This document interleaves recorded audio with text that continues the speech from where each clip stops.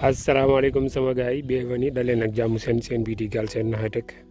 sama gars yi amat nañ mbégte bu baax ñëwaat ak yéen seen bii di Galsen High Tech seen tuto bi ngeen tàmm tey ñu ñëw ak yéen ci li nga xamante ni WhatsApp génnee na ko muy lu bees loo xamante ni lu am solo la ci dernière mise à jour bi nga xamante ni moom lañ mujjee def si lañ ko dugalaale bu fekkee ne mise à jour ko sa WhatsApp demal nga mise à jour ko ndax boo ko defee li may waaj a wane nii boo ko deful yaakaar naa ne doo ko mën a am ci sa WhatsApp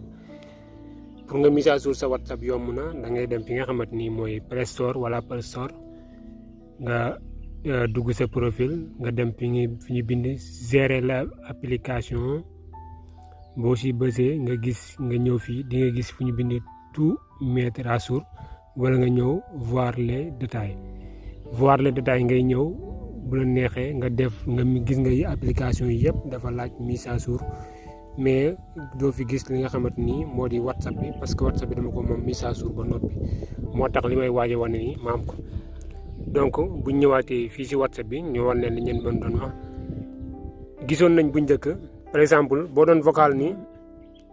ma taalee nii sama vocal bi léegi maa ngi vocal ni vocal baa ngi daw bu fekkee ne dama vocal ba mu yàgg rek am ku ñëw sama nekk wala am ku ñëw sama wet di wax mën naa ko pause ba kooku dem ma continuer waat wala ma pause ko déglu ma taale ni sama vocal déglu li nga xamante ni moom laay wax bu fekkee ne li may wax jub na ma bàyyi bu fekkee ne jubut ma dindiwaat ko ma bës fii supprimer mu supprimer wu léegi nag loolu WhatsApp da ko indiwaat si li nga xamante ni mooy message bii léegi message bi may bind nii dama see jum ci li ma doon bind déet waay loolu doy na waar di mais doy na gi indiwuma doy na gi léegi doy na gi dama ko fay bëgg dugal nan laay def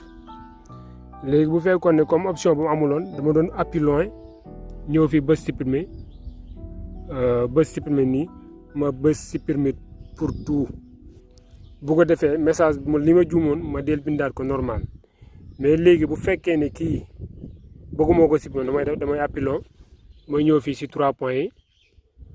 mooy ñëw 3 points yi gis ngeen modifier gii nii nekkul si woon modifier bii nekkul si woon léegi modifier laay bës gis nga mu ñëw may na ma pour ma bind li nga xamante ni moom laa bëgg a yokkaat